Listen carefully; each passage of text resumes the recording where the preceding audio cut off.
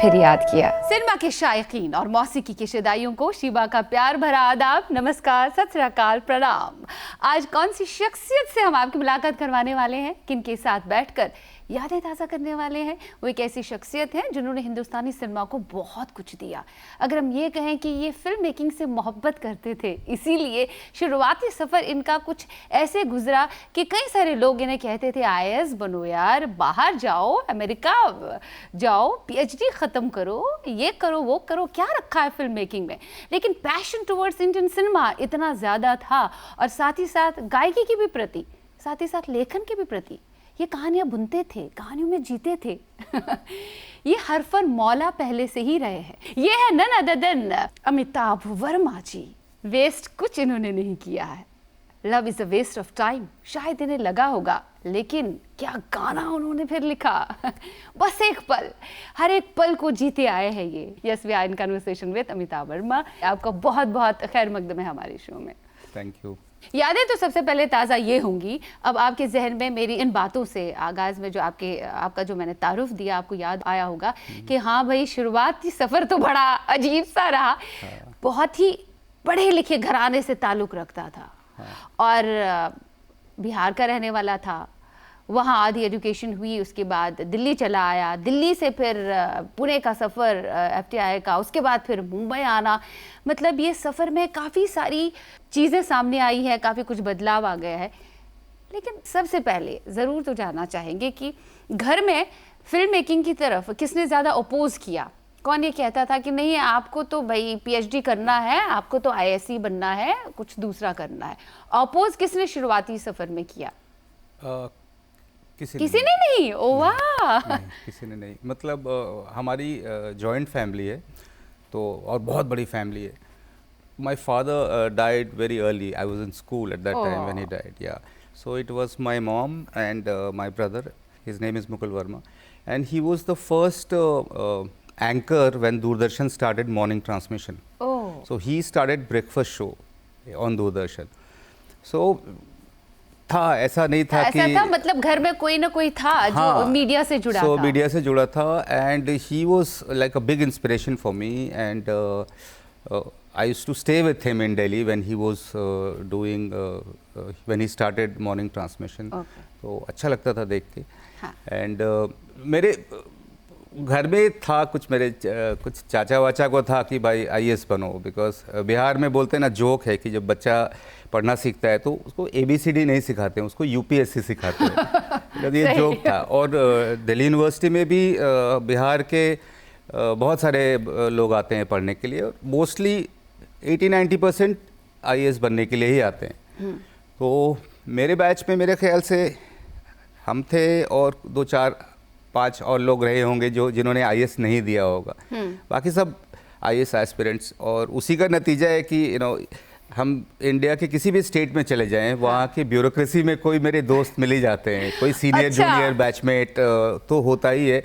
किसी भी स्टेट में चले जाएं, because most of them are bureaucrats. तो ये तो आपके लिए अच्छा है ना? बहुत अच्छा है, और उनके लिए भी बहुत अच्छा है कि भाई उनके लिए अच्छा है, क्योंकि मेरा नाम पढ़ते हैं या मेरा गाना सुनते हैं तो उनको बड़ा अच्छा लगता है, तो फ़ोन आता रहता है। वहाँ जब सब लोग सोच रहे थे कि भाई उनको अब अमेरिका जाना है, वो करना है, ये करना है, और आपने जब ये बात रखी थी कि नहीं भाई, मैं तो कुछ और करना चाहता हूँ, मुझे तो फिल्म मेकिंग का शौक है, मैं यही करना चाहता हूँ, तो क्या वो हंसते थे तब आप पर? क्या कहते थे? और आज जब वो मिलते हैं या कहीं आपका वो पुराना ग्रुप मिल जाता है, तो किस तरह की यादें सामने आती है? क्या वो कहते हैं आपको, अरे यार आप तो सच्चे थे यार, सही कहा था आपने यार, बड़ा नाम कमाया आपने? नहीं, हंसते नहीं थे, लेकिन मेरे जो क्लोज फ्रेंड्स थे वो बड़े चिंतित रहते थे हमको लेकर। हाँ, कि अनसर्टेन प्रोफेशन, हम बड़ा मतलब हम काफ़ी दिशाहीन थे एक ज़माने में। और DU में जब थे तो DU में सब लोग हमको एज अ सिंगर जानते थे। I used to sing on stage college के या फेस्टिवल्स में, and I used to win prizes. तो people thought I would probably go and try to become a playback singer. क्योंकि आपने शास्त्रीय संगीत की ट्रेनिंग में ली थी बचपन से। हम सीखे हैं म्यूजिक, हिंदुस्तानी क्लासिकल सीखे हैं। तो एक वो था, बट सिंगर बनना है क्या? My brother was in Delhi, तो बॉम्बे में आके क्या करना होता है उसका कोई भी, I was clueless about that. Though my brother was in media but Doordarshan में एंकरिंग एक डिफरेंट स्पेस है और films is totally different, you know, also a new city. तो ये पता नहीं था कि कैसे सिंगर बनेंगे, क्या करेंगे। और सिंगिंग के लिए एक तो बहुत साधना चाहिए, बहुत डिसिप्लिन चाहिए, जो नहीं था हमें, जो नहीं था, बिल्कुल ही नहीं था। तो अच्छा, और आपने मैं आपको काटना चाहूंगी, जैसे आपके भाई जो है वो दूरदर्शन में थे, हाँ। तो कभी कभी अपने ब्रेकफास्ट शो में आपको बुलाते थे, कभी कुछ गाते थे आप वहाँ पे? नहीं, गाते नहीं थे। एक दो बार गए थे ब्रेकफास्ट शो में। ओके। लेकिन सिंगिंग में था कि जब हम दिल्ली में थे उस समय सलील चौधरी जी, उस समय वो जिंदा थे, तो सलील चौधरी जी का एक कॉयर था। Okay. CPC central production centre, Doordarshan का ही एक अंग था वो। तो I was a part of that coir. वाह, सलील चौधरी से मिलना नसीब हाँ हुआ? हाँ हाँ, मतलब हम लोग तो हर दिन इंटरेक्ट करते थे उनके साथ, और उनको मेरी आवाज़ का बेस बहुत पसंद था। तो कॉयर में होता है ना, अलग अलग स्केल्स में जो गा रहे हैं, तो हमको बोले तुम्हारा बेस अच्छा है, तुम बेस में गाओगे, तो ऐसा होता था। और उसकी एक बहुत इंटरेस्टिंग याद ये है कि सलील दा के जो बेटे हैं संजय, वो बहुत फेमस म्यूज़िक डायरेक्टर हैं बॉम्बे में, और बहुत सारी फिल्मों के बैकग्राउंड स्कोर देते हैं।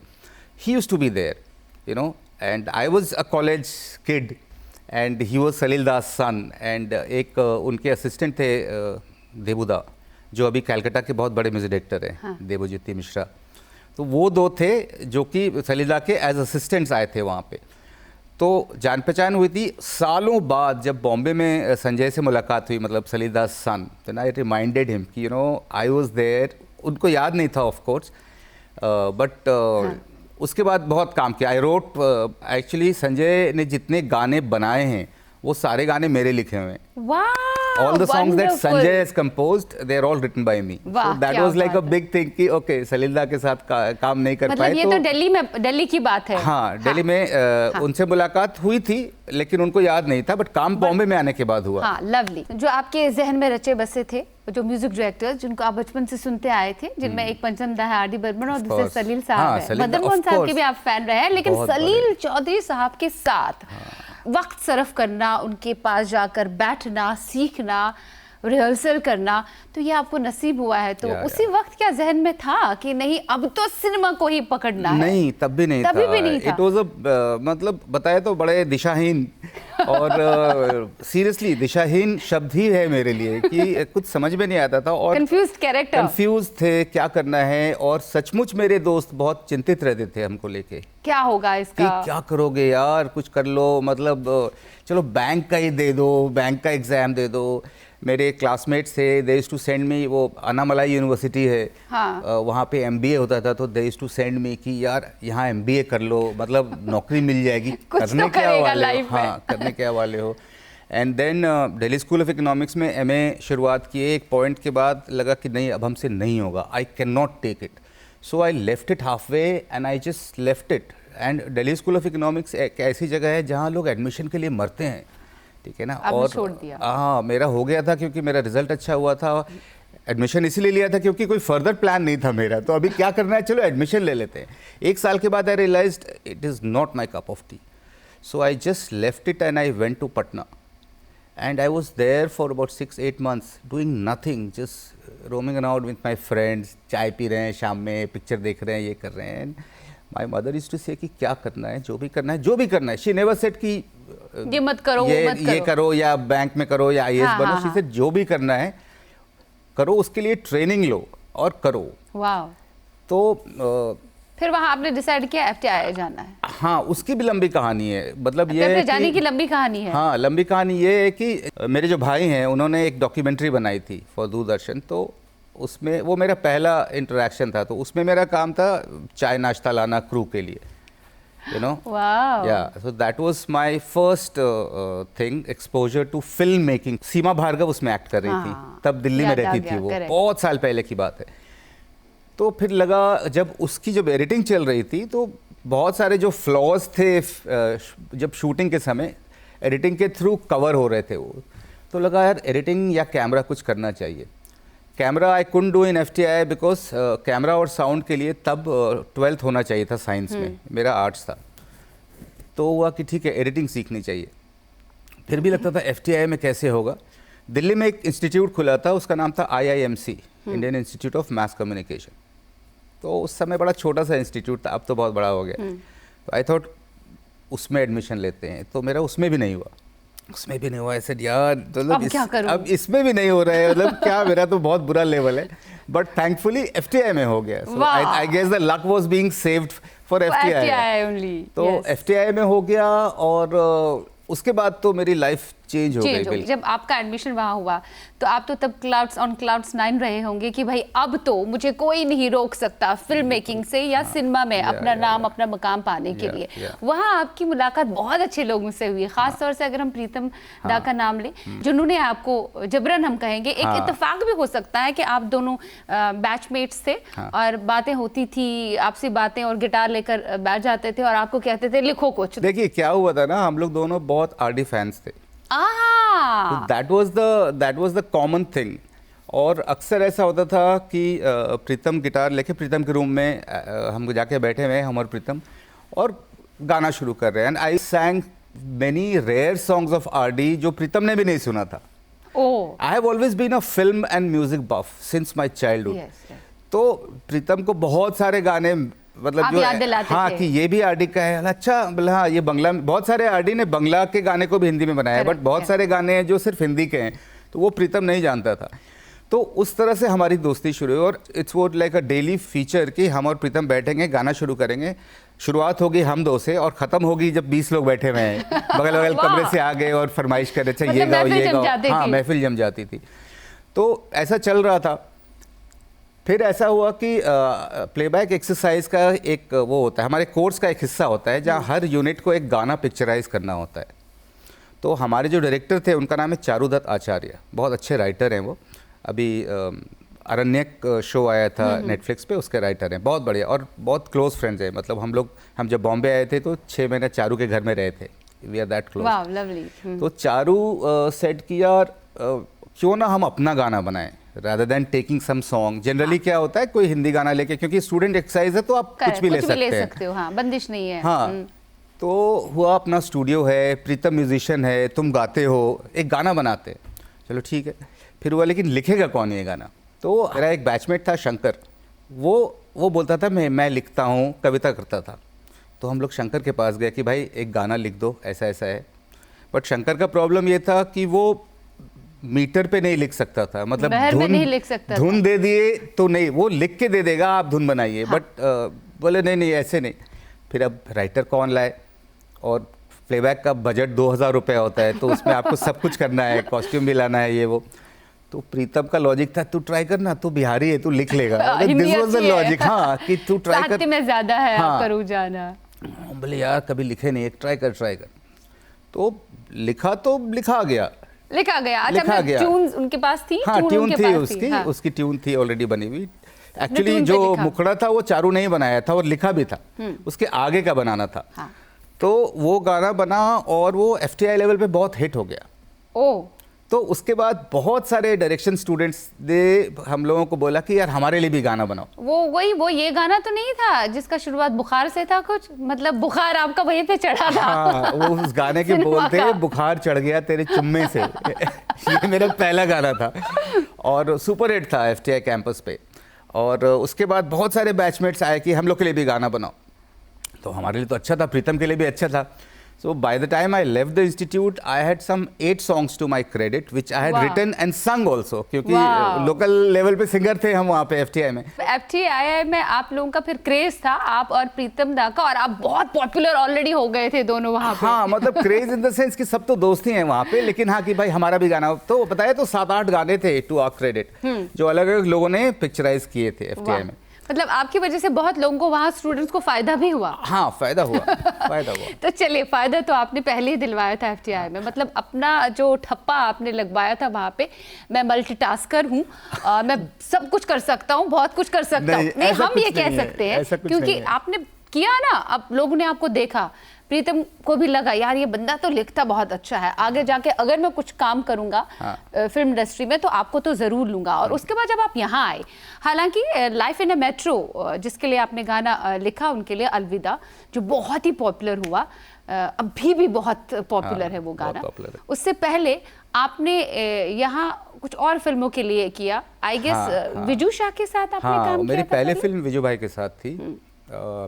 एक्चुअली जब हम बॉम्बे आए तो एडिटर थे संजय बंसाली, खामोशी बना रहे थे। हाँ, उसमें एज असिस्टेंट एडिटर आपने हाँ, काम किया। तो उसमें हम असिस्टेंट एडिटर थे क्योंकि खामोशी उनकी में वो पहली फिल्म थी ऐसे पहली debut? फिल्म थी As a और filmmaker। खामोशी में सारे डिपार्टमेंट हेड्स और सारे असिस्टेंट्स सब एफटीआई के थे। वाह, तो it was like home ground for us. और हम लोग कॉमन फिल्म्स की बात कर रहे हैं क्योंकि डायरेक्टर भी एफटीआई का है, एडिटर भी एफटीआई का है, कैमरामैन भी एफटीआई का है, पूरा साउंड वाला crew भी। FTI से आया तो हो। हम लोग के लिए वो Family बड़ा जैसा था। बहुत अच्छा था वो experience. And to work with Bhansali is like Big thing। You learn every second, you know. हालांकि उनकी पहली फिल्म थी, लेकिन क्रिटिक्स ने, समीक्षकों ने बहुत सराहा। ये अलग बात है कि बॉक्स ऑफिस पर हाँ, चली नहीं, वो that's एक a दूसरी बात secondary है। question, हाँ। But as a student, as a film student, for me it was such a huge learning experience. Bhansali का जो सेंस ऑफ विजुअल है, his sense of music, his sense of Wow। Song picturisation, मतलब, और तब तो स्टीनबेक का ज़माना था, मतलब डिजिटल नहीं था। नहीं था। तो फिजिकल फिल्म पे फिल्म काटी जाती थी।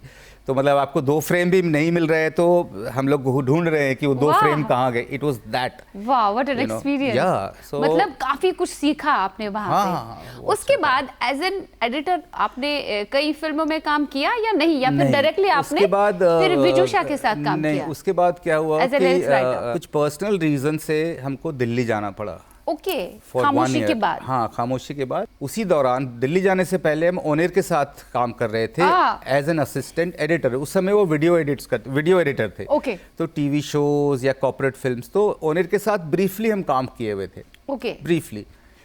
सो जब हम दिल्ली से वापस आ रहे थे, इनफैक्ट प्रीतम का फ़ोन आया मेरे पास कि ओनेर की पार्टनर थी नमिता उस समय, तो they wanted to produce a music album. Oh, उस समय म्यूजिक एल्बम्स का बहुत दौर था। था। हाँ, तो प्रीतम सेड कि I am composing the music and Onir wants you to write the song, because मेरे इतने सारे गाने एफटीआई के थे, तो ओनेर ने सुने हुए थे गाने, उसको अच्छे लगे थे। So that was my first project that me and Pritam did together. Oh, Onir ने प्रोड्यूस किया था, म्यूजिक एल्बम था, 4 नए सिंगर्स थे। The album was called Arya. और 3 एल्बम एक्चुअली ओनेर ने प्रोड्यूस किए, तो तीनों के गाने मेरे आपने लिखे हुए लिखे? थे। हाँ, एडिटिंग का कोर्स करके आए, हाँ। संजय बंसाली के साथ फिल्म की एज एन असिस्टेंट एडिटर। उसके बाद लेखन का काम शुरू हो गया। लेखन का काम शुरू हो गया। और आपको एक बहुत दिलचस्प बात Interesting, बताते हाँ, हैं। बताइए। गाते तो थे हमेशा से हम, और मेरे भाई भी गाते थे। मेरे भाई शेर व शायरी भी करते हैं और वाह। बहुत अच्छा बोलते हैं। क्या बात है। मेरी कभी कोई दिलचस्पी नहीं थी कविता में या शेर व शायरी में, कभी दिलचस्पी नहीं, कभी नहीं रही। I have never red poetry in my life. Oh, so no one believes या this। माई Poetry मदर नहीं यूज टू पढ़ी। ऑलवेज से कि यू नो, तुम भी अच्छा गाते हो और मुकुल भी अच्छा गाता है, लेकिन मुकुल की समझ ज़्यादा अच्छी है कविता की, इसलिए इट साउंड्स बेटर। तो सब हो गया, ये पास्ट की बात है। When I got my album and then the film and also I called my mother and said कि मतलब आप बोलती थी कि कविता की समझ नहीं है, अब और देखो। देखिए अभी हम फिल्म में गाने लिख रहे हैं। तो मेरी माँ का रिएक्शन था कि आप बॉम्बे में तो लगता है कोई भी कुछ भी करने लगता है। ऐसा था। बट या the fact is I was never into poetry. लेकिन अब उनको बड़ा ट्रस्ट एतबार आ रहा होगा आप पे, अब तो यार। ये मजबूरी है क्या, मतलब मजबूरी अब तो नहीं है, क्योंकि जैसे आनंद बख्शी साहब थे जिनके आप फैन रहे हैं, जैसे शैलेंद्र साहब थे, खैर वो तो शेर व शायरी शैलेंद्र करते थे, तो, लेकिन हाँ। कहीं ना कहीं उनका इन्फ्लुएंस आप में था। I'll tell you how I उनको तो started writing. I सुनते थे ना knew आप उन्हें? hundreds of songs. स्पेशली जैसे 70s 80s के 90% गाने के लिरिक्स याद हैं हमको अभी भी। तो वो that help me and I was a singer, तो मीटर का अंदाजा था। हाँ, बहर में और कैसे गाने तो वो I think that help Helped me you a become a song writer. वाह। अभी भी कोई बोलता है कि poet, I said I am not a poet, I am a song writer, I am नहीं, नॉट हम अ ये कह पोएट। सकते हैं आप बहुत अच्छे लिसनर थे। listener हम थे बहुत अच्छे। एज अ गुड लिसनर आपको हेल्प मिला काफी लिखने में भी। Yeah, खैर चलिए, जो इत्तेफाक से होता है ना वो बढ़िया होता है, और आपके साथ जिंदगी में बड़े इत्तेफाकात हुए हैं, बहुत, बारहा आपके बहुत, साथ इत्तेफाक बहुत, हुए। बहुत। म्यूजिक एल्बम्स के बाद आए, तो उसके बाद आपको क्या एज एन एडिटर प्रोजेक्ट्स नहीं मिल रहे थे, या फिर डायरेक्टली आपने फिर सोचा चलो जो जो मिलता गया उसी को आपने मुकद्दर समझ लिया, अगर ये मिल रहा है तो यही फिलहाल कर ले? नहीं, जैसे एडिटिंग विजूश- चल रही थी मेरी, एडिटिंग हाँ, चल रही थी। आई वाज एडिटिंग टेलीविजन का एक शो था उस समय, सोनी टीवी पे आता था, शाहीन नाम था उसका, बड़ा अच्छा शो था वो। ओके। प्रवेश भारद्वाज डायरेक्टर थे, मेरे बहुत अच्छे दोस्त हैं। इनफैक्ट उसके दौरान हम लोग की मुलाकात हुई और बहुत अच्छी दोस्ती हो गई। तो प्रवेश का शो चल रहा था Shaheen, I was editing that, और उसकी भी एक है कि उसमें बशीर बद्र साहब, वाह, ओके, अरे नाम और नाम चीन तो शायर। बशीर बद्र साहब, क्योंकि प्रवेश को शेर व शायरी की का बड़ा समझ है, शौक था, हाँ। तो हुआ कि बशीर साहब से लिखवाते हैं, तो बशीर साहब से लिखवाया गया गाना टाइटल ट्रैक, और वो चैनल ने रिजेक्ट कर दिया। बशीर साहब का गाना। हाँ, हाँ। अच्छा, उनको अपने उस हाँ, जोन वो में चैनल नहीं ने फिट रिजेक्ट बैठता कर था। दिया, और शो टेलीकास्ट शुरू होने वाला था, एंड प्रवेश की अरे यार बशीर साहब को रिजेक्ट कर दिया, क्या क्या। उस समय मेरा ये एक और एल्बम आया था जो मेरे लिए उस समय सबसे बड़ा प्रोजेक्ट था, वो भूपेन हजारिका का एल्बम था। वाओ, तो ओनेर के जो 3 एल्बम्स थे, वो तीसरा it was with Bhupen Hazarika. वाह, तो भूपेन हजारिका का जो लास्ट रिकॉर्डेड एल्बम था, उसके गाने मेरे लिखे हुए थे। क्या बात है, लवली। तो प्रवेश को हम बोले कि भाई हम भी लिखते हैं थोड़ा बहुत, हम ट्राई करें। तो बोला यार अभी तो कोई भी ट्राई करे जो चैनल हाँ बोल दे। तो एक लिख के हम भेजे, और फैक्स का ज़माना था, भेजे और 5 मिनट के बाद आ गया approval, yes this is good. I can't believe आज बशीर बद्र साहब का इमेजिन, सॉन्ग तो हम उन्होंने लोग हंस रिजेक्ट रहे कर थे कि दिया। अरे यार बशीर बद्र को रिजेक्ट करके मेरा किया, तो उसमें ये चैनल की बेवकूफ़ी है। मेरे लिए तो बहुत बड़ी बात है कि जिस शो को हम एडिट कर रहे थे उसका गाना भी हम लिख रहे थे, आप लिख रहे थे। बट ये शर्म की बात थी कि बशीर साहब की जो लिखे हुई चीज़ को उन्होंने रिजेक्ट कर दिया था। लेकिन आप तो खुद शायरों को बहुत पसंद करते हैं। हाँ, आप ने भले ही शायरों को ज्यादा पढ़ा नहीं है, लेकिन आपने सुना बहुत है। सुना है, बड़े और बड़े बशीर दिग्गज साहब से हम शायरों मिले हुए थे जब वाह। दिल्ली में थे। तो एक बार हम मेरठ गए थे, तो बशीर साहब के घर गए थे और उनसे मिले थे। को। I knew who Bashir Badr was and I knew what his status was. Anyways, ये भी होता है ना कभी, हो सकता है चैनल को उस तरह की पोएटिक शायरी तक नहीं चाहिए थी। जो वो आपका होता है डिमांड, मतलब हमारा ऑडियंस क्या है, Audience शायद क्या उनकी है? शायरी में बहुत वो थोड़ा उर्दू आ रहा होगा, या उर्दू समझ ज्यादा आ में रहा हो, नहीं, या हाँ। कुछ ठेठ शब्द थे हाँ। जो समझ से थोड़े परे हाँ, थे, हाँ, इसी हाँ। वजह से उन्होंने, अदरवाइज तो वो तो हाँ, महान है of और course। हमेशा रहेंगे। अमिताभ जी, अभी मुझे लगता है एक छोटा सा ब्रेक लेना पड़ेगा। हम मिलेंगे right after the short break. जी, आप भी कहीं मत जाइए, देखते रहे अपना खास प्रोग्राम दिल ने फिर याद किया। हम सभी मिलेंगे right after the short break. Stay tuned.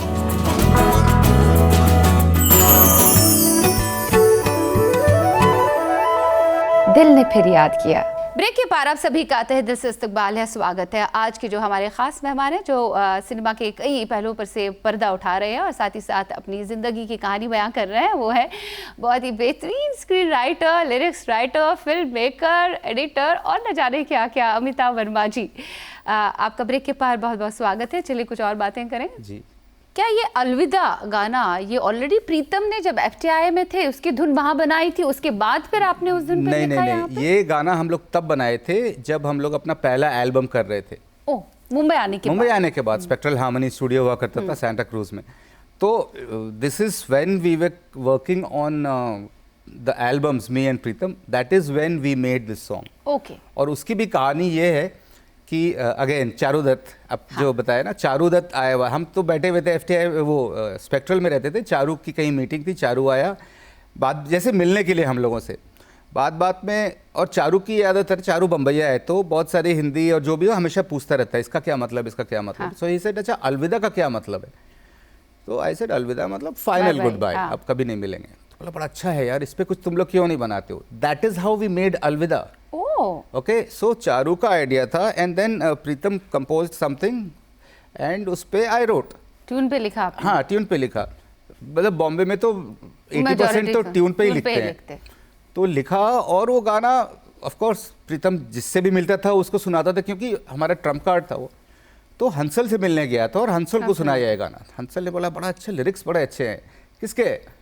तो प्रीतम ने बोला कि मेरा एक फ्रेंड है, बैचमेट है, एडिटर है, उसने लिखा है, अमिताभ वर्मा। और हंसल की जो पहली फिल्म थी जयते, वो स्टीनबेक पे एडिट हुई थी, तो उसको ट्रेलर काटने के लिए एक असिस्टेंट चाहिए था। तो असिस्टेंट अगर स्टीनबेक का है तो मोस्टली FTI का ही होगा। FTI का होगा। तो I had worked with Hansal for a week 10 days on the cutting of his trailer. Oh. So Hansal said हाँ आई हैव मेट हिम, वो तो आया था ट्रेलर में असिस्ट करने के लिए। तो आई गॉट अच्छा, ये लिखता भी है? ये पूछा होगा सवाल। तो ही कॉल्ड मी, हंसल की असिस्टेंट ने मुझे फ़ोन किया कि Hansal wants to meet you. I thought कि शायद एडिटिंग के लिए होगा। हंसल बोला छल करके एक फिल्म बना रहे हैं, हाँ। और तुम्हारा गाना सुने, अच्छा लगा तो ट्राई करते हैं, एक पहले गाने से शुरू करते हैं, एक गाना अगर अच्छा हुआ तो फिर और पे काम करते हैं। ठीक है, किसका म्यूज़िक है? तो Viju Shah. So it was like, यार I'm a big fan of विजुषा. हाँ विजुषा का म्यूज़िक. तो उस तरह से छल पे काम शुरू हुआ, एक गाना, दो गाना, फिर finally I wrote the whole album. किस्मत ने आपका हमेशा साथ दिया हाँ, है हाँ. और साथ ही साथ जो भी आपके अंदर लालसा थी नया कुछ सीखने की वो भी पूरा किया है. खैर नियत साफ हो तो सब कुछ हो ही जाता है. शायद. और हाँ आपकी माँ की दुआओं का भी हाँ, असर था बिल्कुल, वो भी. बिल्कुल. और यहाँ आने के बाद जैसे विजुषा के साथ आपने काम किया, छल पूरा एल्बम आपने किया. मतलब हम रिकॉर्ड्स के हिसाब से अगर कहें तो छल आपका पहला बड़ा प्रोजेक्ट था फिल्म का जो आपने किया. पहला ही प्रोजेक्ट अगर हम कहें पहली फिल्म थी मेरी as a lyricist. As a lyrics writer.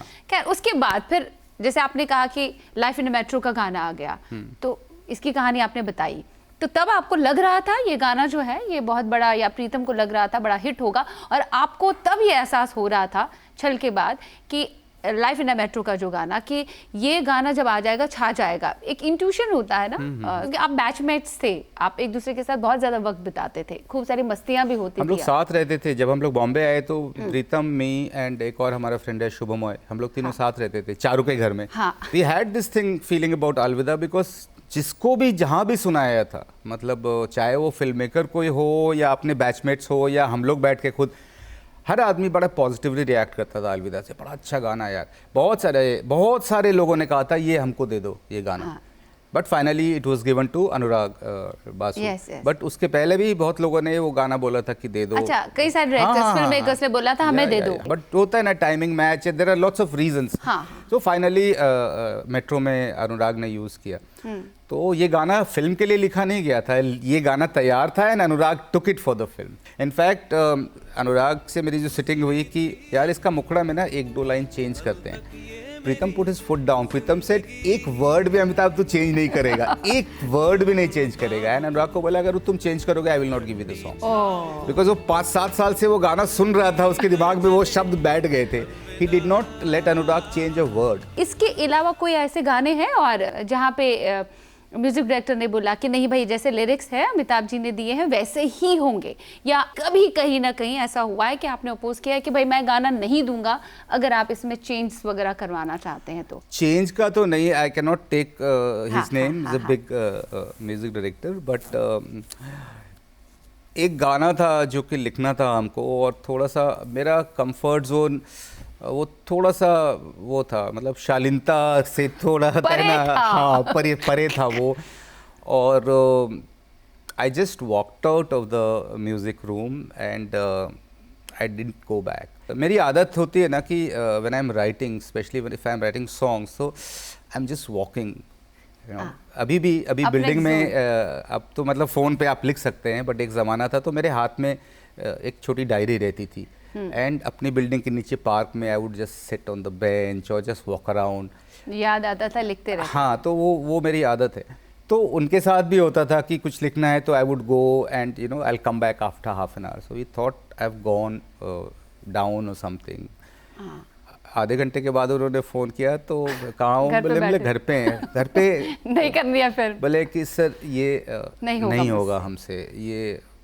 अरे क्या, and he got suitably upset कि क्या बात कर रहे हैं आप लोग का, यही है ऐसा है वैसा है, आप लोग थोड़ा बोले सर होता है बट मेरा तो कभी एस्पिरेशन नहीं था लिरिसिस्ट बनने का, this is all by default. कहीं ना कहीं जहन में मेरे था कि आप हमेशा बंदिशों से आज़ाद रहे हैं, और मुझे लगता है as a film maker, as a lyricist, as a लेखक, एज अ डायलॉग राइटर, अगर आपको बंदिशों में बांध दिया जाता है ना तो वो जो आउटपुट आना होता है ना वैसे आता नहीं है. कि बहुत हुआ है, किया है कभी दिल पर पत्थर रखकर आपने कुछ अमिताभ जी? नहीं किया है. नहीं, कभी नहीं किया. I have mostly done with people who have called me. I have not gone to them. उन्होंने मुझे बुलाया है कि अच्छा ये काम अच्छा करता है. तो एक इक्वेशन डिफरेंट रहा है. एक और दिग्गज डायरेक्टर पे आ जाते हैं, राजकुमार हिरानी. ये सब के चहेते, जो भी फिल्में उन्होंने दी है वो भी एज एन एडिटर ही पहले सामने आए थे. उन्होंने फिल्म एडिट की, उसके बाद वो एज ए फिल्म मेकर हमारे सामने आए और एक से बढ़कर एक फिल्में दी. उनके साथ पीके में love is a waste of time. So इतना पॉपुलर गाना कि love is a waste of time, जिसको आपने बिहारी टच दिया क्योंकि कैरेक्टर, हाँ, वेस्ट ऑफ टाइम। सो उनके साथ किस तरह से ये एज ए लिरिक्स राइटर पीके में जुड़ने का अनुभव आपका रहा, और क्या वो पहले से आपको जानते थे, क्योंकि आप चूंकि एज एन एडिटर भी, क्या उनके साथ पहले कहीं किसी फिल्म में काम किया था या एक साथ किसी फिल्म के ऊपर काम किया था आपने? तो अंतर्द्वंद हमारे सीनियर ने ही डायरेक्ट किया था। Antardwand again is my show reel. तो उसमें I wrote the screenplay, I wrote the dialogues, I wrote the lyrics, I was the associate director, I was also like a unofficial editor. तो बहुत काम किया था और नेशनल अवार्ड मिला था इस फिल्म को। करेक्ट। तो एक स्क्रीनिंग में राजू हैड कम। तो Raju knew me before that. He knew me कि I write and I'm an editor. And You're a multitasker. He knew that. Yeah, he knew me. तो he came out of the screening and मतलब होता है ना, he hugged me and says very well written and he said हम लोग काम करेंगे, we'll do something. I said very nice. और उसके कुछ दिन के बाद I got a call from Raju कि आ जाओ, कुछ एक गाना लिखना है पीके का। That is how it I went to Raju. फिर he gave me the situation. Also this character was alien था, लेकिन वो भोजपुरी सीख गया था। हाँ. तो थोड़ा वो फ्लेवर चाहिए था कि देसी बिहारी फ्लेवर। तो I have used very typical words जो कि बिहार में यूज़ होते हैं। जैसे अब तो खैर परफ्यूम ही बोलते हैं, बट एक ज़माना था जब बिहार में सेंट बोलते थे। हाँ, परफ्यूम को आपने उसका इस्तेमाल किया है। ठीक है ना, सेंट बोलते थे। तो जो पुराने, जो हमारे जो एक जनरेशन ऊपर वाले हैं, उन लोग, बहुत सारे लोगों ने बोला था कि अरे वाह सेंट यूज़ की हो। हाँ, तो क्योंकि तब परफ्यूम नहीं बोलते थे हम लोग, हाँ। बिहार में सेंट बोलते थे, अरे सेंट लगा के आया है। तो उस तरह का था और काफ़ी लंबा चला था गाना, बिकॉज राजू वो shooting when this song was being written. तो मिलते थे, फिर he would go to shoot for 10 days, then he'll come back, then फिर हम लोग मिलेंगे। बहुत बार ऐसा हुआ when he was shooting in town, जो अनुष्का का जो घर था, जो it is supposed to be Delhi but it was in Bombay, तो घर के ऊपर टेरेस था, वहाँ पे जो 2-3 बार होता था कि रात में गए, he was shooting till late night and I would be there, अभिजात used to be there, और वहाँ पे बात कर रहे हैं, ब्रेक हुआ तो उसके बाद हाँ चलो क्या है करते हैं।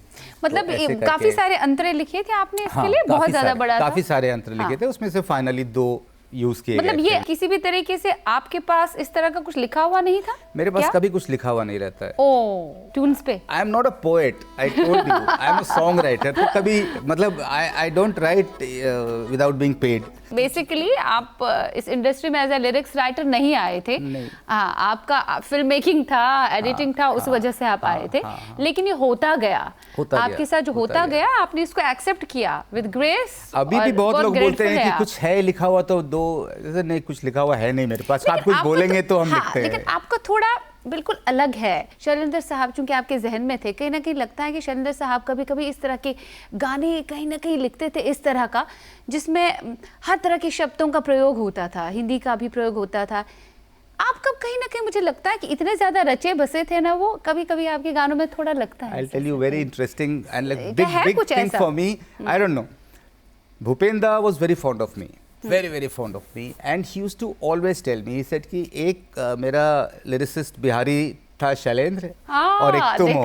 He used to always say that, and it is a big compliment. Someone, I would not say compare, मतलब फिर भी एक होता है ना कि भूपेंद्र जैसा बड़ा आदमी बोल रहा है कि शैलेंद्र था, और तुमको देख के मुझे शैलेंद्र की याद आती है। He used to say that. He used to say that. So it was a big thing for me. अगली और पगली में भी टल्ली एक गाना है। देखिए आइटम सॉन्ग उसे कह सकते हैं, लेकिन आपने शब्दों का इस तरीके से प्रयोग किया, बिल्कुल कहीं से छलकता ही नहीं है कि इसमें कुछ वल्गर अल्फाज का इस्तेमाल हुआ है। मतलब जिस तरह मतलब शब्दों को भी आप एक इस तरह का जामा पहना सकते हैं कि वो साउंड भी अच्छा करें और मजा आ जाएगा। मेरे फेवरेट डायरेक्टर्स हैं बासु चायरट जी, ऋषिकेश मुखर्जी, साई परांजपे। एक हमारी मिडिल क्लास मॉरलिटी और मेंटालिटी होती है, तो वो it never permits me to get into that zone of double meaning writing और anything just to make it popular. वो हम कभी किए नहीं है और हमसे होगा भी नहीं। I am not capable, I would not be able to write a song which is like raunchy. आपको बस एक पल मिल जाए, उस एक पल में आप पूरी दुनिया समा सकते हैं, और बस एक पल पे मैं आ गई अभी, क्योंकि पल को लेकर, पल का आपने ना अपने बहुत सारे गानों में इस्तेमाल किया और अच्छे तरीके से, और हर बार कुछ अलग साउंड करता है। देखिए अनिल के साथ आपने बहुत अच्छा काम किया है, और उनके साथ फिर माय ब्रदर निखिल, सॉरी भाई, वो भी तो उन्हीं के साथ थे। माय ब्रदर निखिल के तो डायलॉग्स भी मेरे लिखे हुए थे। करेक्ट, उसके डायलॉग्स भी आपके लिखे हुए हैं। yeah. कहीं ना कहीं जो आपके दोस्त हैं ना, उन्होंने हमेशा ये सोचा कि दूसरे लिरिक्स राइटर को लेने के बजाय अगर हमारी मानसिकता, हमारी थिंकिंग इनके साथ अच्छी जम जाती है, कोलैबोरेशन अच्छा होता है, तो इन्हीं से लिखवाओ। ये आप कहीं ना कहीं फील करते हैं? और ख़ासतौर से बस एक पल किस तरह से आपने फिर लिखा? बस एक पल लग रहा था तब कि ये टाइटल ट्रैक जो है इतना हिट हो जाएगा इसका? बिल्कुल नहीं, बिल्कुल नहीं। बस एक पल मिथुन का पहला गाना था। उनके साथ भी आपने काम किया? बहुत काम किया है, मिथुन के साथ बहुत काम किया। Wonderful music director, yeah very nice and a singer too. या तो पहला गाना था, और पहले इस गाने में बस एक पल नहीं था। देन आप बस एक पल को हटा लीजिए, वो गाना था। बट हिट तो सिर्फ बस एक पल, और इसको इतना यूज किया है ना, क्योंकि वो बस एक पल फिल्म का नाम था, टाइटल ट्रैक था। सो ओनर वांटेड कि भाई बस एक पल होना चाहिए, कहीं तो लगे कि तो देन बस एक पल was added in this, but otherwise गाना था विदाउट बस एक पल। मिथुन ने जो गाना बनाया था उसमें बस एक पल का था ही नहीं, it was added later on. इतना हिट होगा मालूम नहीं था, but it sounded very nice. The melody अच्छी थी और प्रोडक्शन बहुत अच्छा था।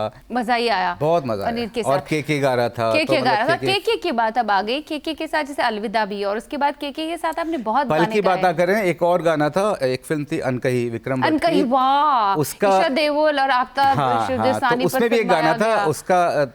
एक्चुअली उसके 3 वर्जन थे। उस गाने का मुखड़ा था एक पल के लिए ही सही, घड़ियां हमको मिली मखमली प्यार की।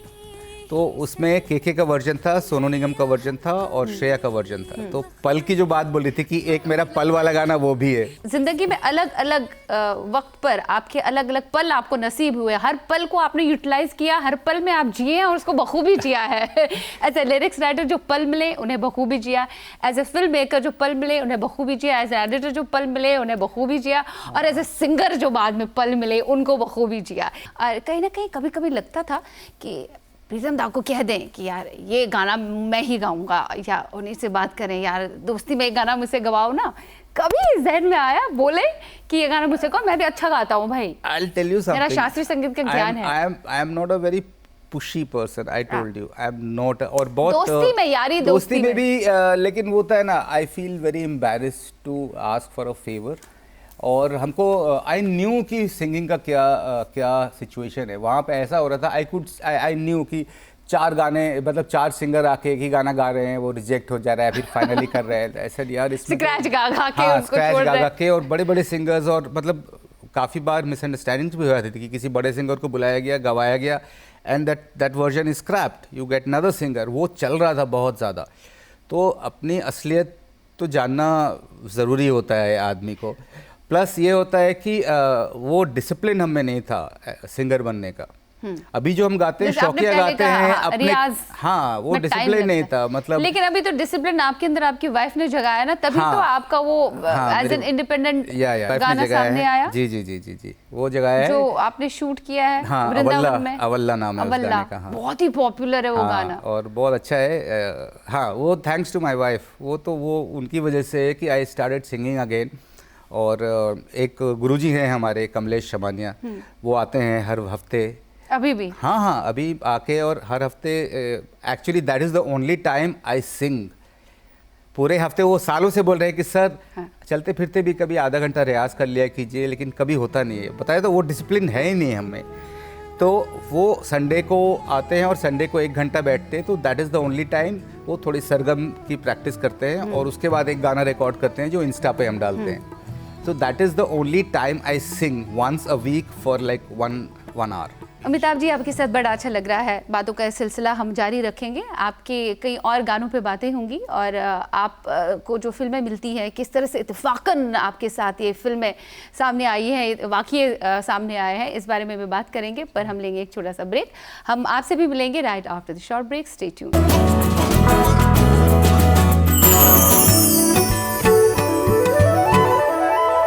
दिल ने फिर याद किया। A warm welcome to you all after the short break। हमारे साथ आज महवे गुफ्तगू है नन अदद दन हिंदुस्तानी सिनेमा का जाना माना नाम अमिताभ वर्मा जी।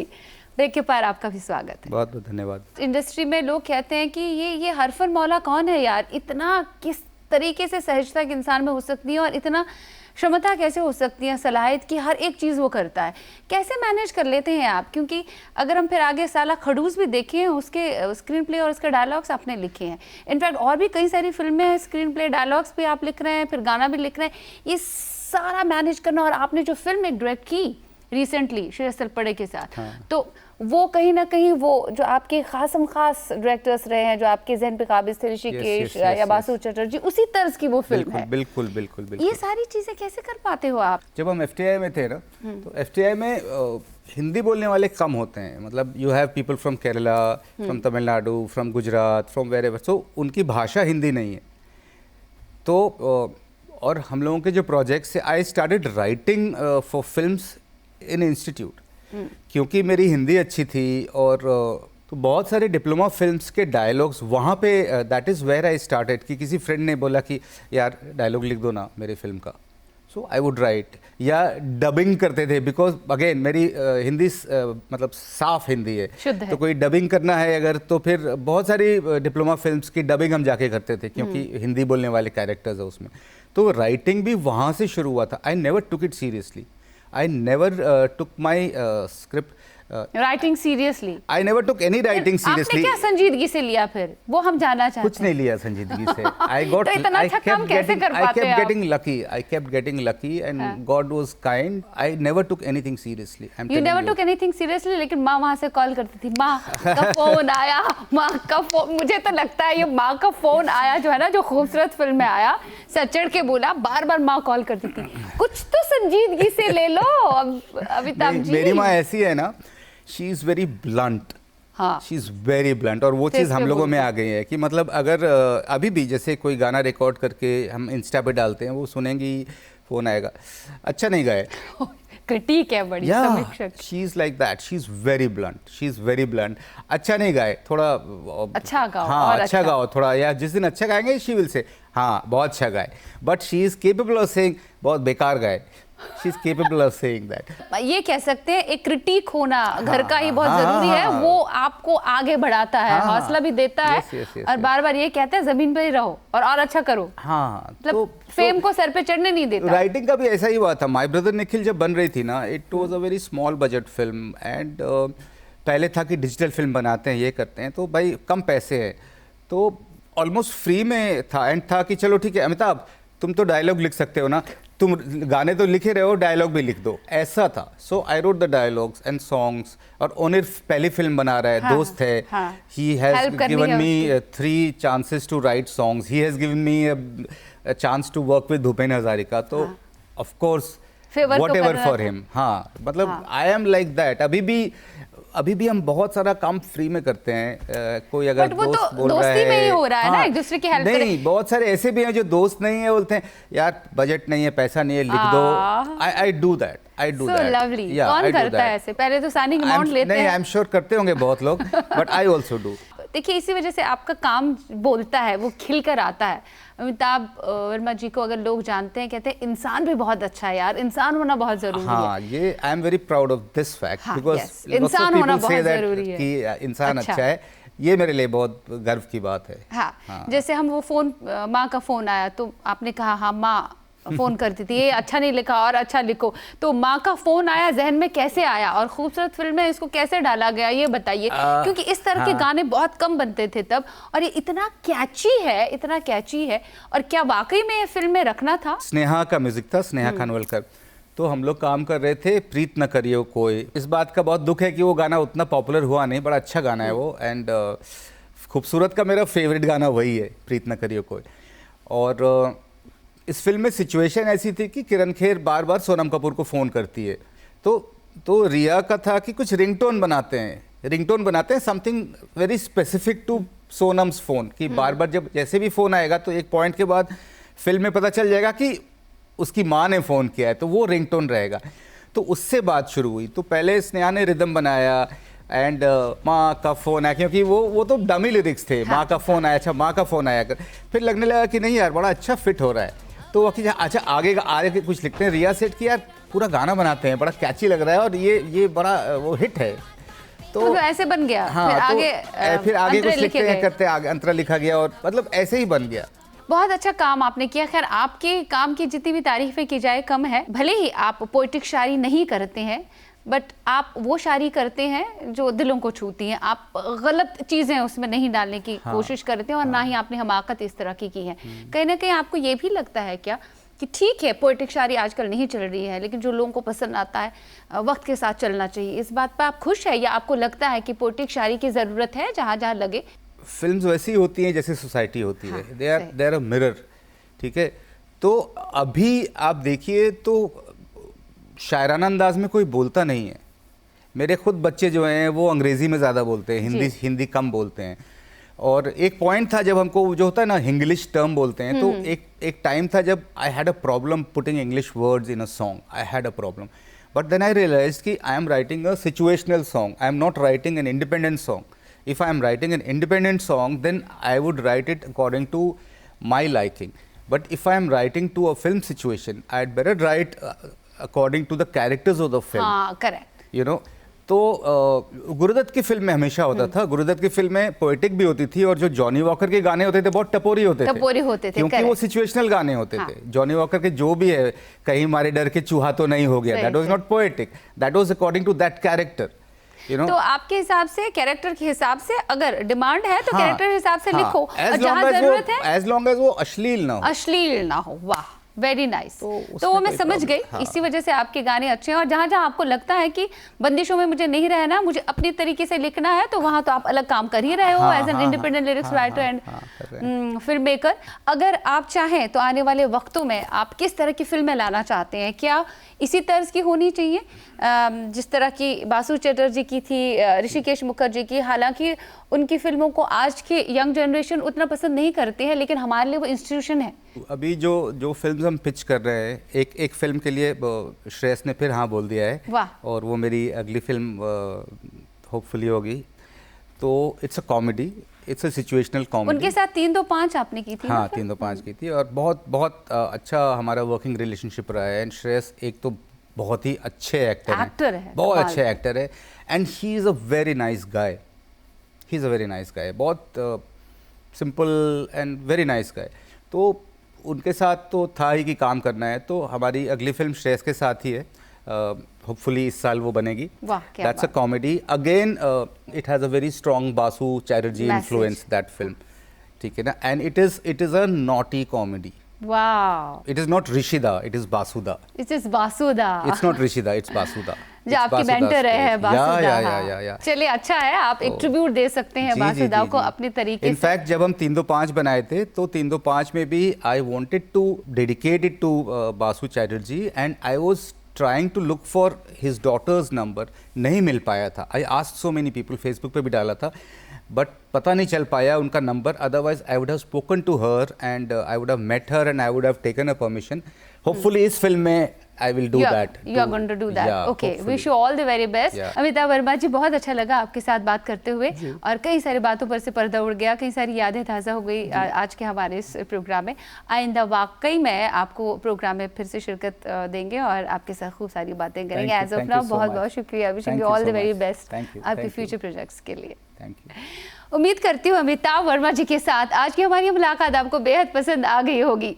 देखिए, जब एक बहुत ही मल्टीटास्कर हमारे प्रोग्राम में शामिल होता है, एक हरफन मौला हमारे प्रोग्राम में शामिल होता है, जो सिनेमा की पेचीदगियों से वाकिफ़ है, सिनेमा के हर एक पहलू जाविये से वाकिफ़ है, तो बड़ा मज़ा आता है उनके साथ गुफ्तगू में, वार्तालाप में।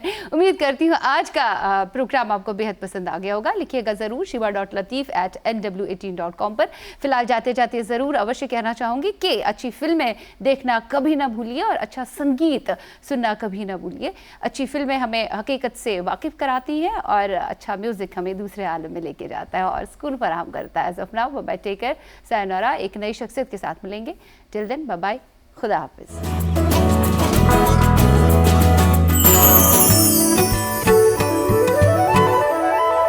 दिल ने फिर याद किया।